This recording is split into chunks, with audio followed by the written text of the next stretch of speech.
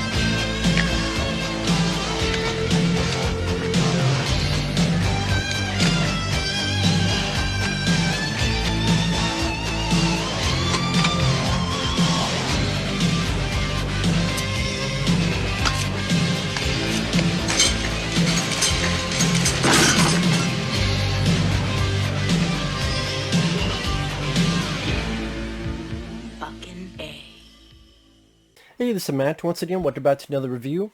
And this is another paid request, this time from Jose Ballard. And it's for Grave Encounters. Now, it's funny, with all the found footage films I've reviewed, I've never reviewed this one or the sequel, which is actually another request from Jose. And with the first Grave Encounters, I will say this. One complaint a lot of people have about found footage is that nothing happens, or you never see anything. That's not the case here. Quite a bit happens, and you do see a decent amount of stuff, especially head on. So it does have that going for it. I think that's why there's a little bit of a buzz for a few minutes about this movie, enough to get a sequel and so forth, but not enough to get a third film. There's no Grave Encounters 3, as far as I know. But I liked it for what it is. I liked it. I mean, with the ending, yeah, I beat a dead horse with that. But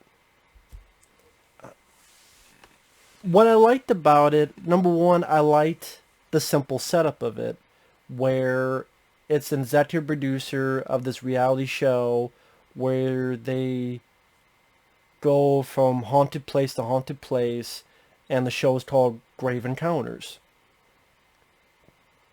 And the movie is showcasing the executive producer talking about, oh, I got this tape, and then I got episode 6, and this is what was left. And you did like a little fun fake promo for that show. And then we go into episode 6, and while no, you don't get in depth on the characters, no.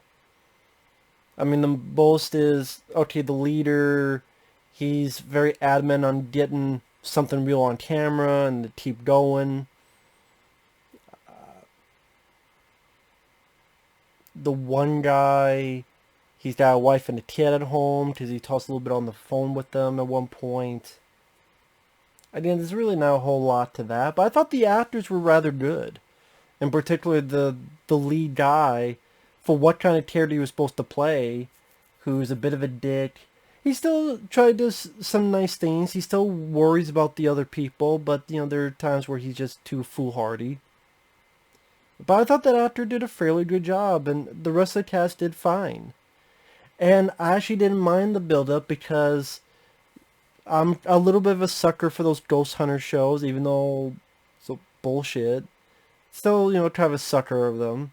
Sucker for them, I should say. And I liked, because of the raw footage, you get to see some of the behind the scenes of making this show. So at one point they talked to this gardener. What have you seen? I've seen nothing. I just got hired like a few weeks ago. Okay, yeah, cut. Yeah, you gotta say something. Like, is it okay just to tell us you saw something? You know, maybe I give you some money for it. So then they do it again, and the gardener's like, I saw a ghost. It was really scary. So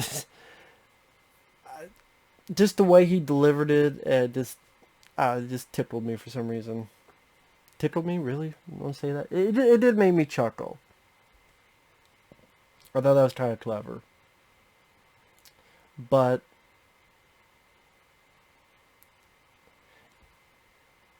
they even have someone who's a fake psychic, so on camera he's going very over the top and he feels the presence and all that. When the camera cuts, he's like, was that too much, guys? Was that too much? So again, kind of like showcasing a little bit, kind of taking the shade at Ghost Hunter shows about how it could be a lot of bullshit. And I was actually thinking they was going to go one step further, where the first instances of paranormal was going to be fake, then you're going to realize it was a fake, and then it would lead into the real paranormal stuff. They didn't go in that direction, but actually, I think I saw this once a long time ago, but I didn't remember much about it just because it's been so long. But yeah, I thought, oh, yeah, they'll do this stuff for the camera, look like paranormal, we'll think it's paranormal, but then, oh, nope. But no, they didn't go that route. Which I guess if it's a combination of raw footage, would that really work? Like someone edited just on purpose?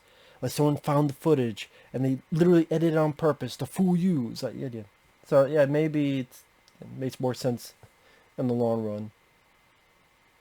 But I like the location of the asylum. I like the little history they tell about it. Like there was this tub where a person killed herself, or these service tunnels. Again, I thought they picked a really nice location. This whole asylum, hospital. I thought the pacing actually went rather fast. I never got bored with it. I thought that there was some nice little subtle, cool moments. Like a guy puts his camera down to talk to his daughter, his wife and kid. And while he's over here talking, we see that there's a little wheelchair like moves a little bit.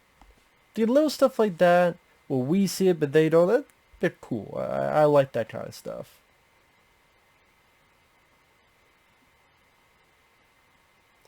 And then things start ratcheting up. The girl of the group, she gets her hair flipped up, and scares the shit out of her. There's a guy missing. I like what the one guy says. Okay, we gotta find them. Look for cigarette butts. I don't know, there's something about the way he said that.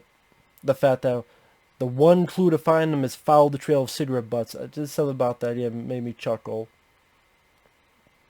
Again, things ratchet up and start happening where one guy takes pictures, and afterward we see that those pictures had ghosts in them. Obviously they don't know at the time because it's got to be developed.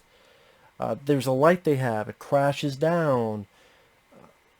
A person gets choked by an invisible figure and thrown about. At one point they're hiding in a place and you see arms going through the door. Well, at one point a hand goes through a door. Then at one point multiple hands are going through the door, going through the ceiling, the walls. Like, what the fuck's going on? They see this lady and she turns and yeah, you get that. I know a lot of people make fun of the effect and I can understand why. But I'll watch it again. I don't mind. Yeah, I mean, yes. Bit goofy, but I thought it looked kind of cool. I don't know why.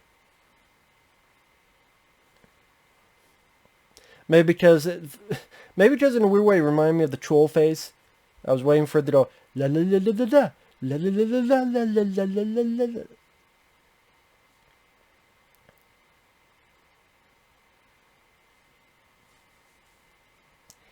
Again, there's some really nice. Again, if you're worried about a movie that nothing happens, quite a bit happens. Bed springs fling up. A bathtub's bloody and a figure comes out of it. There's this guy that attacks him. He's got white eyes and his pupils. And It did. Just keeps going and going. And it also plays with reality. That was a cool thing too. Like they finally bust this door open. This door is supposed to go to the outside, but as soon as they open it, it's another part of the house.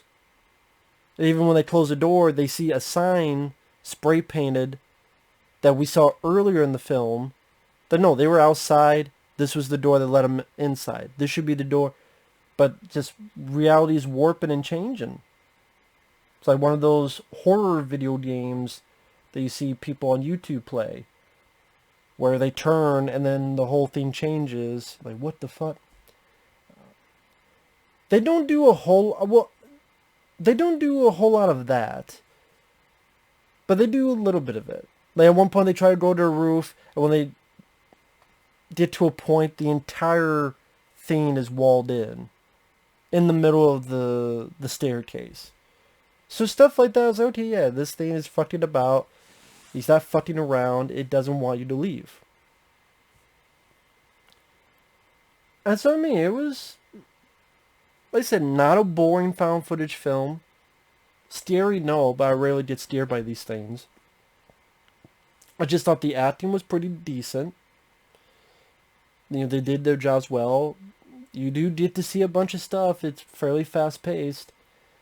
And again, there's some pretty cool shots. There's a point where two people are sleeping in a tunnel, and then this mist comes by, covers all of them, and when it dissipates, there's only one left. I don't know, the way it's done, and it looked like, the way they made it look like it was done in one take, obviously, I thought, okay, that's a pretty neat shot. You have that mist. That was pretty cool. I liked that. Spoilers, starting 3, 2, 1. Spoilers. You know, the way it ends is, you know, the leader is the last guy standing. Because the way people die was, or like one guy got pushed out a window. Pretty decent stunt. One got her head slammed down to the ground, like pressed and... Oh, was that the sequel? No, that was the sequel. Never mind. I'm thinking of the sequel. Never mind. No, push down. Is that the... No, that's the sequel too. Never mind. I apologize. Damn. I'm getting ahead of myself. I'm thinking of the sequel first. No, no one gets pushed through a window. That's the second film. Forgive me. It's... Oh, one guy is missing. They finally do find him. And he's all crazed up and huddled up. And later on, he jumps off the elevator. Jumps to the elevator shaft because he's out of it. The fake psychic guy, he gets choked. Oh yeah, and it looked like a flash grenade happened. Imagine someone... they threw a flash grenade and went... Pew! As soon as it did, the guy like flies over. I'm like, did he step on a flash grenade landmine I don't know about? Like, because this ghost is choking him, lets him down, he's crawling. You see a big... and then he flies forward, which looked a little silly. I will say that looked a little bit silly compared to other stuff in the movie. I don't know, I thought if you don't have a death scene, you have a bit of a better death scene than he got flash banged to death. Like he flash banged, he flew 100 feet. I don't know. Let's see. Oh, the guy with his wife and kid. How did he get it? He got... Oh, the bathtub. The person bathtub pulled him in.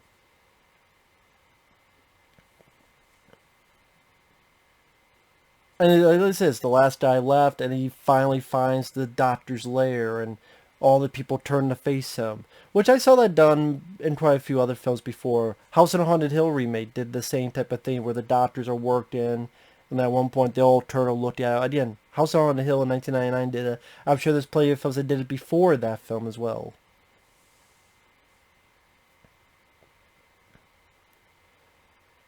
And the last thing you see is that he's looked at the camera and go, look.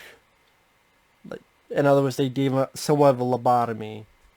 They said, I could go home right now. I'm all better now. I could finally go home. Obviously not, because, you know, as the sequel tells us. But, like I said, it's not really my type of ending, but it is what it is. The rest of it, like, this is fast, entertaining, scary, no, but it wasn't boring, at the very least. I'm one of those guys, for some reason, I'm kind of a sucker for found footage, even though a lot of them I hate, because I like the concept. And when it's a winner and a gem for me, I especially love it. The Tunnel, As Above, So Below, exists. You know, Blair Witch Project, the 1999 one. Cloverfield I liked. Afflicted I liked. Digging Up the Marrow I liked. Chronicle I liked. You know, quite a few. So, I wouldn't put this up to those, but yeah, again, this wasn't bad. This wasn't bad. You know, the actors did their jobs well. The pacing was fast, and you know, it's like a haunted house attraction. What's going to pop up next? So maybe that mentality. So thanks for watching. Take care. We'll see you guys later. Bye bye.